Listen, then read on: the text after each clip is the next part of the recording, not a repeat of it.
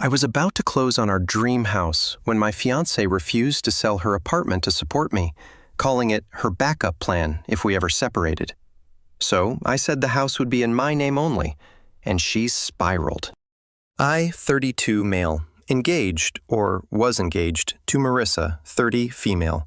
We've been together 4 years, engaged for 8 months, and the wedding was supposed to be in 3.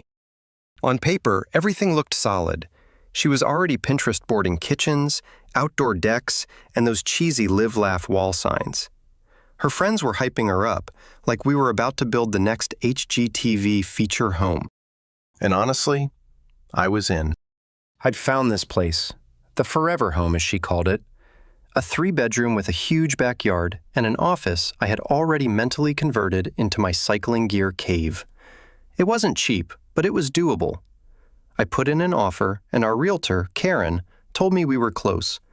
Basically, if I upped it by a bit, we'd land it.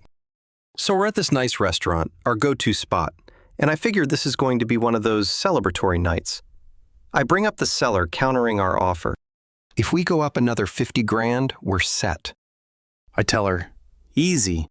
That's when she does this little swirl with her glass, leans in like she's about to reveal some grand wisdom, and goes, "So, I've been thinking about living arrangements after the wedding." Cool. I think this is the part where she talks about furniture shopping or which side of the bed she wants. Instead, she drops, "I've decided I'm keeping my apartment." I pause, fork halfway to my mouth. "As a rental property?" I ask. She shakes her head. "No, just to keep for me." I laugh because I assume she's joking. "Wait, what?" She tilts her head like she's explaining math to a toddler. "Look, statistics show a lot of marriages don't work out. I'm just being practical. I'll keep paying rent on my place just in case things don't work out between us." I set my fork down. "Just in case?" I repeat. "Don't take it personal," she says, all calm. "It's like insurance. You don't expect your car to crash, but you still pay for coverage, right?" Now here's where most guys would probably get emotional, start arguing, or feel betrayed. Me? I smiled, nodded slowly, and said, "Clever move." She lit up like I just agreed to adopt a puppy. "I knew you'd understand. So, you'll call Karen tomorrow about increasing the offer." "Absolutely," I said. But inside, I was already done with that house. Because here's the thing.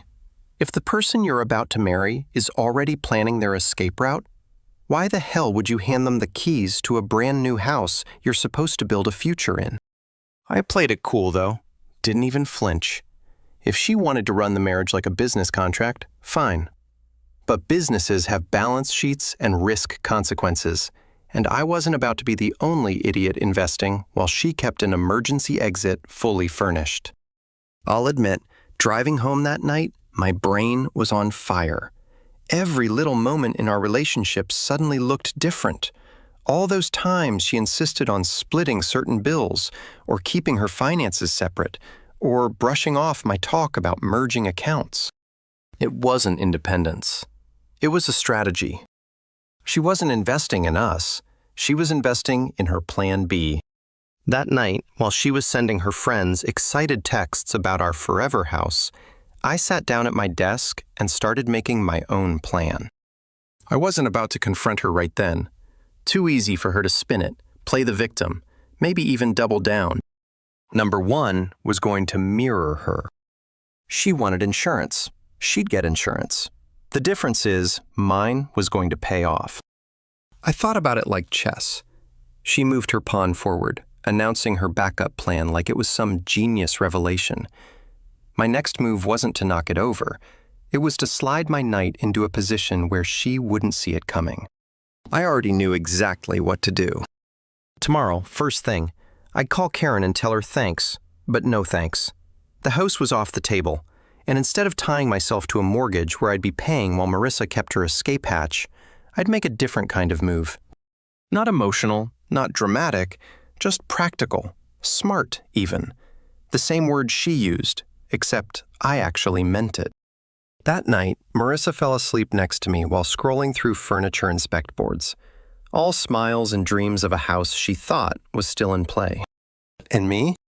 I just lay there thinking, you want to hedge your bets? Cool. But don't be surprised when I hedge mine too.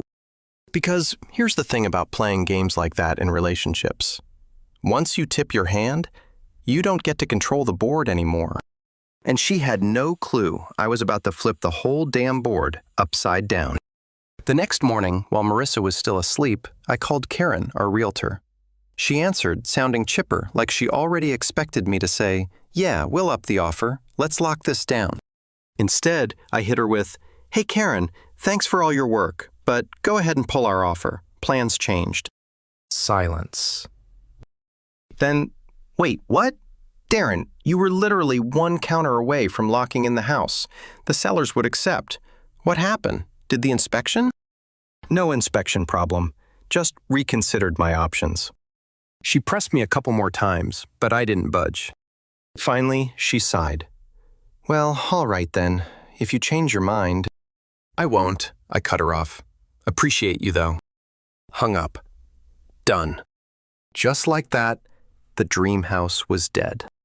While Marissa was dreaming of picking paint swatches, I was moving on. I called my old college buddy Travis, who manages a bunch of properties.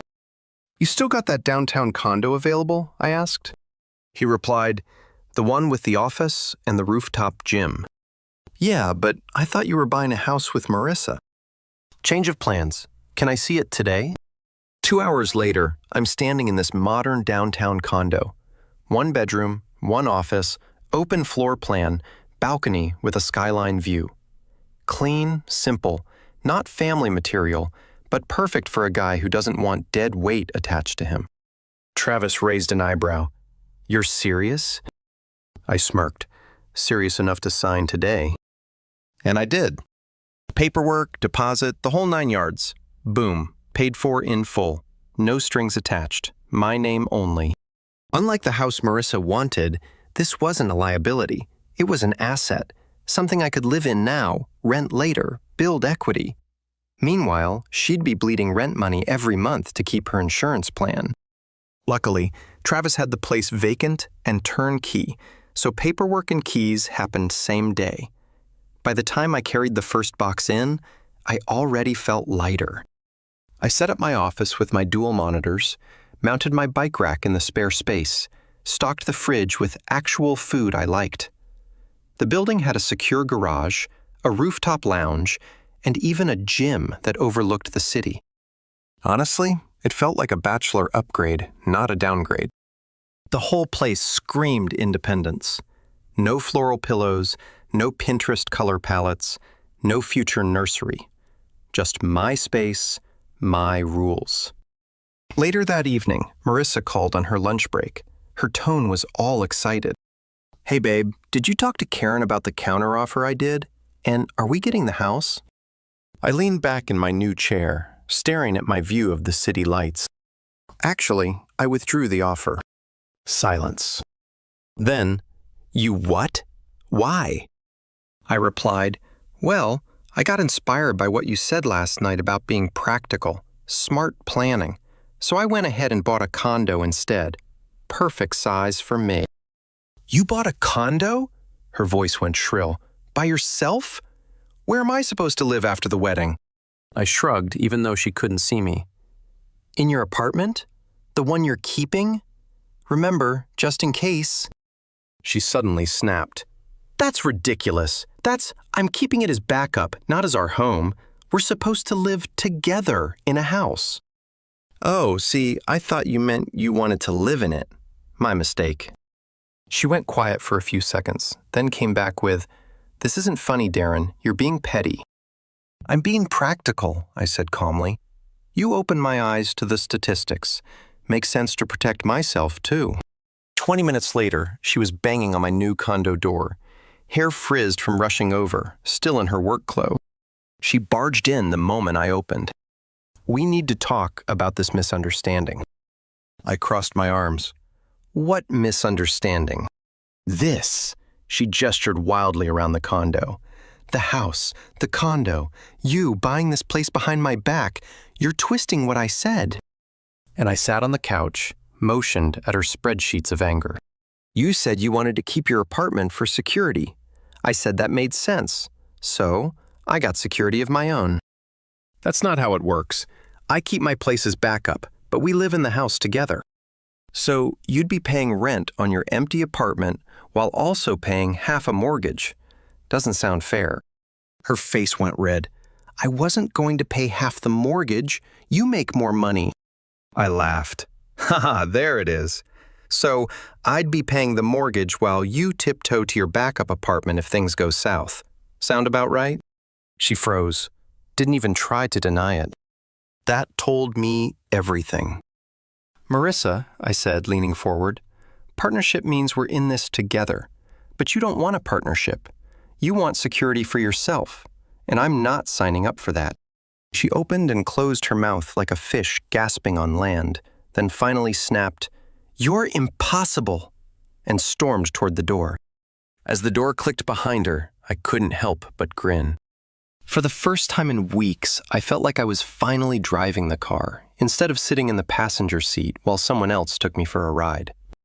She thought she was clever keeping her apartment as insurance, but all she really did was give me permission to play the same game, except I was playing it smarter. And this was just the opening move. Marissa wasn't quiet for long. The following week, she went into full spin mode. Suddenly, every conversation in her orbit started with Darren's just nervous. He's having cold feet. We're working through it. She told her friends, her coworkers, even her aunt who lives 3 states away. She didn't mention the part about keeping her apartment like a parachute. No, she painted it like I'd woken up one day and decided to self-sabotage. First wave came through her mom, Claudine. She called me on a Tuesday night, voice dripping with that fake sweet tone older women use when they're about to guilt trip you. "Darren, sweetheart," she said, "what's this I hear about a condo? A bachelor condo." "It's called a property, Claudine," I answered flatly. "Yes, I bought one in my name." But what about the wedding? Where will you two live? Marissa tells me you've withdrawn from the house." "She's keeping her apartment," I cut in. She was very clear about that. A long pause. Then she sighed. "Oh, you're misunderstanding her. She didn't mean it that way." "She literally said it that way," I said. "You don't call it insurance unless you're planning on a crash." That ended the call quick. Claudine had no comeback when faced with her daughter's own words. The second wave came from Marissa herself. She showed up one evening carrying her laptop bag, acting like she was about to close a corporate deal. She set up shop at my kitchen island and flipped the screen toward me. "I've done the math," she announced. On the screen were spreadsheets labeled projected mortgage splits and security fund. She had everything color-coded.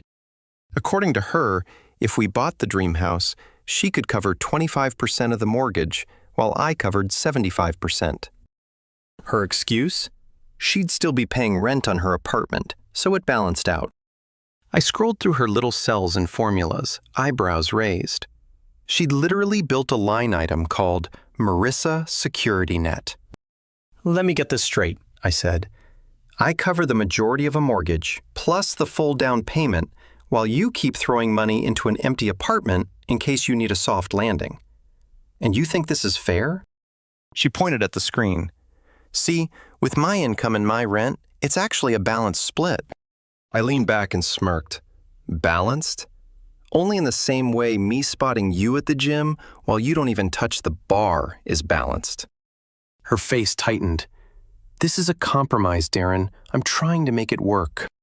I stood, grabbed a notepad from my counter, and scribbled down my own plan. Handed it to her. It read, "Both keep separate places. After 1 year of marriage, if everything's good, we shop for a house together. If not, no one gets screwed." She scanned it like I'd handed her divorce papers. "A year? Newlyweds don't live separately. Darren, that's not how marriage works." "Then give up the apartment," I said simply. "I can't. What if something happens?" "Then I guess you've answered your own question." She slammed the laptop shut and stormed out. The spreadsheets stayed behind. I tossed them in the recycling bin.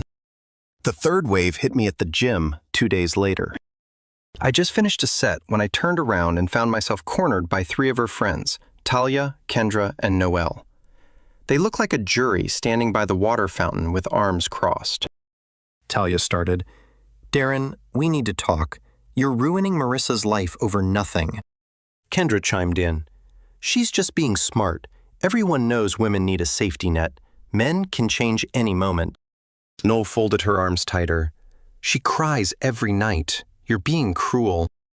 I leaned back, smirked, and tapped the bottle on the table. Cute logic. So she gets a backup plan, but I'm supposed to be the clown funding it. Tell me, where's my parachute if she bails? Who's stacking an apartment for me just in case? Oh, wait, me. I bought my own place with my own money. Her safety net. It only works if I buy her a house while she hides a spare key somewhere else. That's not security. That's me being played. They exchanged glances, clearly not expecting me to flip it. "That's different," Talia muttered. "Different how? Because I'm a guy? So let me get this right. I pay for the house, she pays rent for an apartment she doesn't even live in, and I'm the jerk for not calling that fair?" Silence. They didn't have a response. I smiled, patted Kendra on the shoulder as I walked past. "Tell Marissa I said thanks for the spreadsheets. They really brightened my recycling bin." By the time I left the gym, I could already picture the group chat they were starting about me. Didn't matter. I wasn't losing sleep. Later that week, Travis, my groomsman buddy, swung by the condo. He'd heard Marissa's version and wanted to hear mine. We sat on the balcony, city lights in the background, and I laid it out straight. The apartment, the insurance talk, the spreadsheets, the whole thing. When I finished, he whistled low. So basically, she wanted a marriage where you carried all the risk and she carried none. "Exactly," I said. "And she really thought you'd just nod and play along." I grinned. "She mistook me for a doormat. Bad red." Travis laughed and shook his head. "Man, I'm glad you're on my side of the aisle." And that was the thing. Every time someone came at me with guilt trips or half-baked logic, all I had to do was hold up a mirror. Their arguments collapsed under their own weight. Marissa wanted to frame this as me panicking about commitment, when, in reality, I was the only one acting committed. She'd already left a foot out the door. They called me stubborn. I called it even. And deep down, I knew this was just the beginning. The condo was barely furnished when I snapped the first picture. Nothing fancy. Couch, coffee table, the city skyline glowing through the windows. I posted it on Instagram with one line. "Simple place, perfect fit for me." Didn't take long. Within 10 minutes, likes and comments started stacking up. People assumed it was a bachelor flex, which wasn't far off. But I knew exactly what it would do. It had land right in Marissa's feed like a grenade. It didn't even take an hour before my phone lit up. Not a call this time, but pounding at my door. I opened it to find Marissa standing there, flanked by her mom, Claudine, and her sister, Sabrina. All 3 marched in like they owned the place. Marissa's face was flushed. "What the hell is this, Darren? Perfect for me? Are you trying to humiliate me?" Claudine stepped in before I could answer. "Sweetheart," she caught herself, corrected. "Darren, be reasonable. You're engaged. She made one small request, and now you're acting like a child buying this condo." I leaned against my counter, arms folded. Small request? She literally called it insurance for when we split.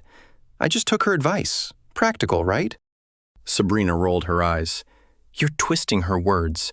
She just wanted security." "Exactly," I said. "For herself, not for us. Big difference." Marissa stomped closer.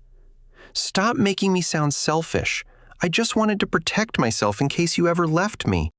"Funny," I said, "because from where I'm standing, you already left. You just wanted me to finance your safety net while you planned the escape." Quick pause, fellas. YouTube just dropped this new hype feature. If you're hooked on this story, smash that hype button It tells YouTube this video deserves to blow up, and it keeps even crazier stories coming your way. Thanks so much for your support. All right, back to the drama. She went quiet, lip trembling. But Sabrina wasn't done. This is financial abuse. You're trying to control her with money. I laughed. By buying my own property with my own money while she's the one keeping a backup apartment? That's some wild gymnastics. Claudine raised a hand like she was calming a boardroom. Darren, just buy the house, forget the condo, get back on track. This is all some silly misunderstanding. No misunderstanding here, I said, opening my phone and pointing at Marissa's own text from weeks earlier. Just in case. Her exact words. They stared at it. Nobody had a comeback. Eventually, Claudine muttered something about me being stubborn, and they stormed out. I thought that was the end of the day's drama. I was wrong. That evening, Karen, the realtor, called me. She was half laughing when I picked up. Darren, you're not going to believe this. Oh, I believe it, I said. What did she want? She asked if the house was still available. Is it? No, it's sold by Friday. You pulled your offer on Monday, and the sellers accepted another by the weekend, she continued. But here's the thing. She asked if she could buy it herself. I chuckled. Let me guess. She also wanted to use the deposit I already put down? Karen's voice dropped. Exactly. She asked if your earnest money could roll over since you made the original offer. I leaned back in my chair laughing. We're not even married, and she's already trying to use my money solo. Karen sighed. I told her earnest money is legally tied to the buyer on the contract. It can't just be reassigned to her. The second I explained that, she hung up on me. I thanked her and hung up, shaking my head. It wasn't just about an apartment anymore. Marissa wasn't hedging her bets. She was angling to cut me out while keeping the benefits. She wanted the dream house tied to my wallet, but secured in her name. The next day, she showed up again, calmer this time, like she'd rehearsed. She sat down at my counter, smoothed her skirt, and said, Look, maybe you could just move into my apartment while we figure out a better place together. Then you could sell this condo. I laughed out loud. So, let me get this straight. I sell a condo I own, move into an apartment you rent, while you keep your so-called backup plan alive. Do you hear yourself? Her smile cracked. You're making this so hard. No, Marissa, I said, standing. You made it hard the second you decided partnership meant me covering everything while you planned an exit. I just decided not to play that game. She didn't stay long after that. Just another storm out, heels clicking down the hall. I shut the door behind her and stood there for a second, realizing something important. She thought she was the smart one, the planner, the one with the safety net. But in reality, she was scrambling. I was the one holding the cards now, and I had no intention of folding. Marissa must have sensed she was losing ground, because the very next move she pulled wasn't subtle at all. Out of nowhere, my phone started blowing up with confused relatives and coworkers asking me about our new address. At first, I thought someone got wires crossed. Then my mom called, sounding panicked. Darren, what's going on? Your aunt just called me. She got an invitation to the wedding with a house address. A house. I thought you told me you bought a condo. I frowned. What address? She read it out loud, and my jaw clenched. It was the dream house, the same house I'd pulled our offer on. She printed new invitations, I muttered. So apparently, Marissa went behind my back and sent updated ones. She's pretending we own a house that was sold weeks ago. My mom groaned.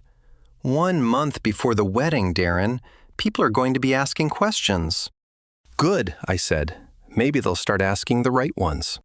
I hung up, furious, but not surprised. That's how Marissa operated. Image first, reality later. If reality didn't fit, she just manufactured one. And she didn't stop there. Within days, I started getting calls from wedding vendors. The venue manager rang me up about a deposit. The photographer emailed me a payment reminder. Even the caterer called asking to confirm the head count and, more importantly, who was covering the bill. I cut them all off with the same line. If my name's on anything, take it off. If it's not, make a note. I'm not responsible. Marissa signed it. That's between you and her. One guy, the photographer, actually sighed in relief. Honestly, I figured something was off. She told me you'd be transferring the money weeks ago, but it didn't sound like it came from you. Thanks for clarifying. I laughed. No problem. Consider yourself free. It was like pulling the rug out from under her little fantasy castle. Every vendor that called, I yanked my name off the paperwork and left her holding the bag. Then came the lowest stunt. I got home one night, checked my mailbox, and found a thick envelope. Inside, loan documents, mortgage application papers, my name typed neatly at the top as the primary borrower. My stomach turned as I skimmed it. She had filled out the details, income, employment history, almost perfectly. Almost. She'd signed where my signature was supposed to be. My phone buzzed right on cue. It was Marissa. Her voice was chipper, like she'd just solved world hunger. Guess what? I found a solution. We don't even need the dream house anymore. I applied for a smaller one. Cheaper, easier payments. You can afford it on your own, and once we're married, it'll all work out. You started a loan application in my name? I asked slowly. It's not fraud, Darren, she said quickly. We're getting married. What's yours is mine. This is just the next step. Not fraud? I held the papers in my hand. Marissa, this is literally criminal. You forged my signature. Stop twisting everything. I was trying to save us. This is how couples build their future.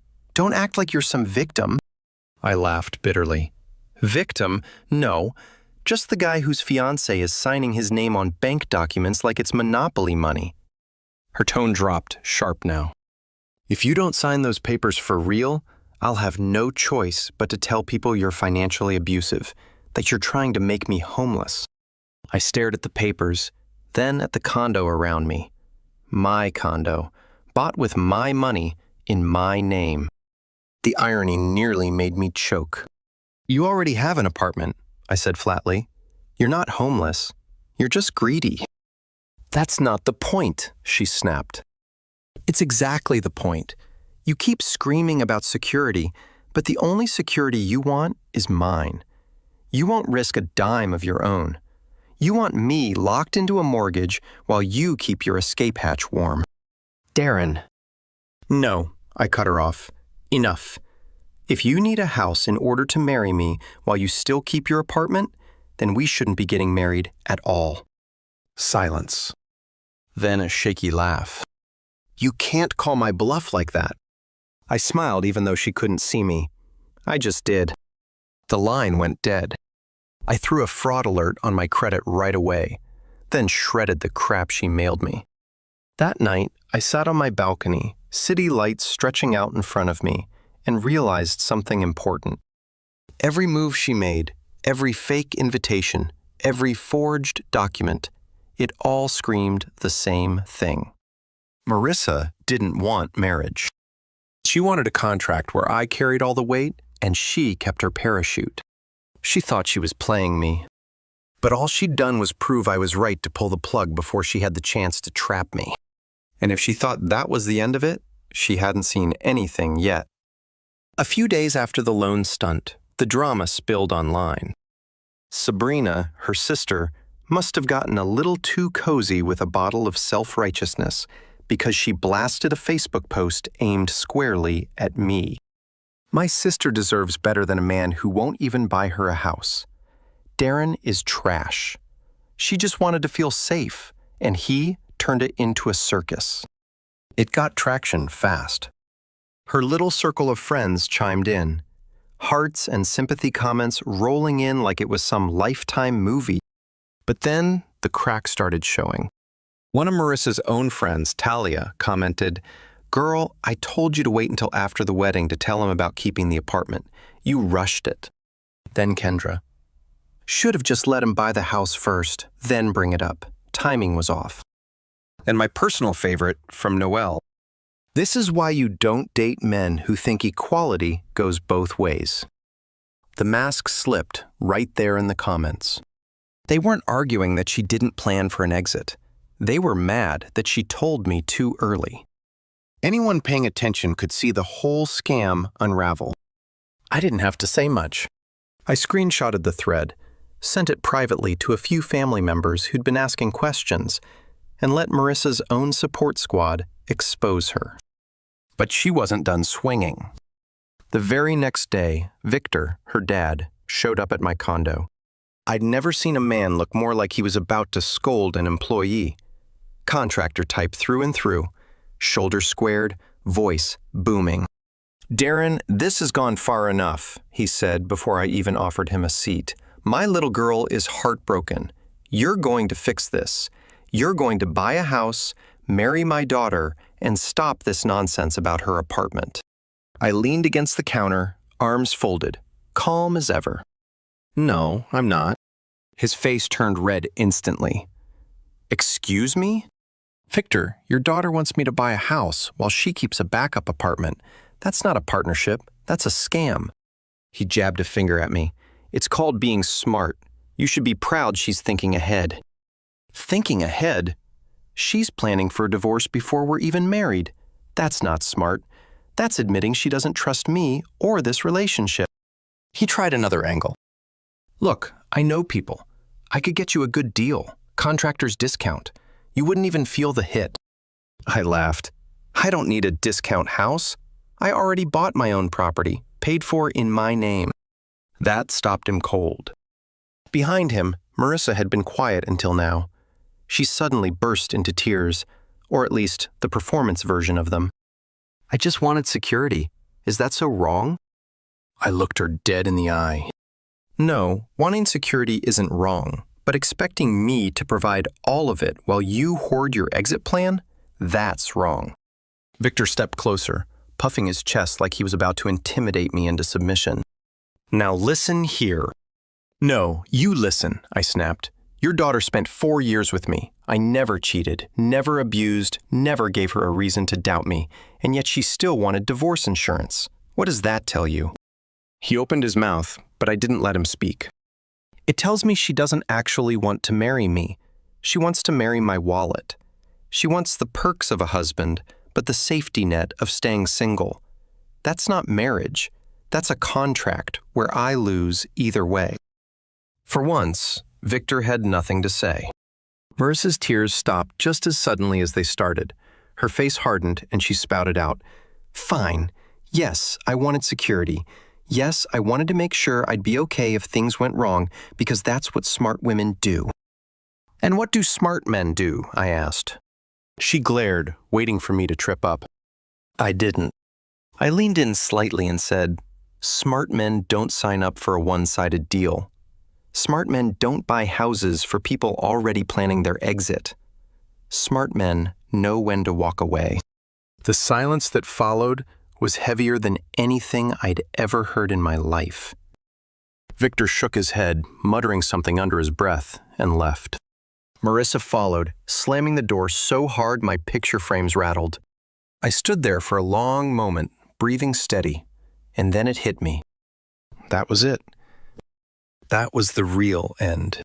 There was no fixing, no negotiating, no compromise. The only thing left was the fallout.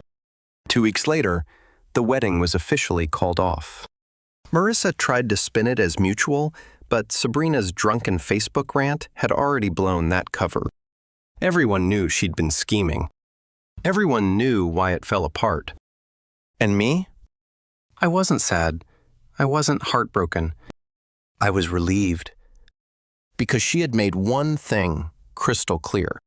She kept her apartment just in case, and I kept my freedom just in time. At first, Marissa went quiet, but then the real fallout started. I heard from mutual friends that she had to give up her car lease. Payments were too steep once she realized I wasn't there to help balance her finances. The apartment she insisted on keeping? Suddenly, it wasn't a safety net. It was a financial chokehold. Between rent, utilities, and wedding deposits she couldn't claw back, her paycheck wasn't stretching far. And that's when she brought in a roommate, Kayla. I only knew about her because one night I stumbled across a rant on some local housing forum. Kayla was venting about her nightmare living situation. A control-freak roommate who cried constantly, blamed her ex for everything, and had a boyfriend who practically lived in their one bedroom. I didn't need a name to connect the dots. It was Marissa. She downgraded from dream house with a Pinterest kitchen to splitting an apartment with another woman and her boyfriend hogging the couch. Meanwhile, I was thriving. The condo was perfect. My office had everything set up. Cycling gear neatly racked, dual monitors running smooth, even a small balcony where I could drink coffee and look out over the skyline. The gym downstairs became my routine spot, and the rooftop lounge turned into my favorite place to unwind after long days. It wasn't just a home. It was an upgrade in every way that mattered. And the best part? It was mine. Equity climbing, while Marissa drained her bank account into rent for a place she didn't even like living in anymore. Word spread, of course. Marissa couldn't stop telling people I had financially abandoned her. She conveniently skipped over the part where she tried to buy a house behind my back and forged my name on loan papers. People who knew both of us saw through it. Others asked me directly, and I'd just smile and say, she kept her apartment just in case. I kept my sanity just in time. Always got a laugh. One afternoon, a few months later, I ran into her by accident. Grocery store, of all places. I was walking out with a basket full of basics when I saw her by the produce section. She looked different, tired, heavier bags under her eyes, hair tied up messily, clothes wrinkled. The kind of look someone has when they're constantly stressed and never catching up. She spotted me, froze for a second, then gave a half smile. Darren. Marissa. I nodded.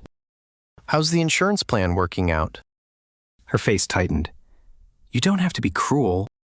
Not cruel, honest, I said, and kept walking. Didn't even slow down. The look on her face told me she wasn't used to people not bending to her narrative. Marissa thought she was outsmarting me with her apartment scheme. She thought she had it all lined up. Backup plan, family pressure, even fake invitations to keep up appearances. But in the end, her plan just exposed her for what she really was. Someone who wanted partnership benefits without partnership responsibility. And me? I came out ahead. I had property in my name, money in the bank, a new girlfriend who wasn't playing games, and a life that didn't revolve around managing someone else's paranoia. A few weeks later, Kayla, the roommate, posted another rant online. This time about how her roommate's family doesn't even visit anymore, and how the roommate was living with regrets, but too proud to admit it. I almost felt bad. Almost. But then I remembered Marissa standing in my kitchen with her color-coded spreadsheets, trying to convince me it was balanced for me to pay 75% of a mortgage, while she threw rent money at her escape hatch. That memory killed any sympathy instantly, because the truth was simple. She got exactly what she wanted. Her apartment. She got to keep it, live in it, cling to it like it was her lifeboat. Only problem? Lifeboats aren't meant to be permanent homes.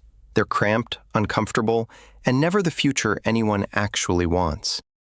Me? I got exactly what I wanted, too. Ownership, freedom, and peace. The condo wasn't just a place to live. It was a reminder that I didn't bend when someone tried to play me. I stood my ground, and I won. So yeah, Marissa's stuck splitting rent with a roommate and her roommate's boyfriend. She's telling anyone who will listen that I ruined her life.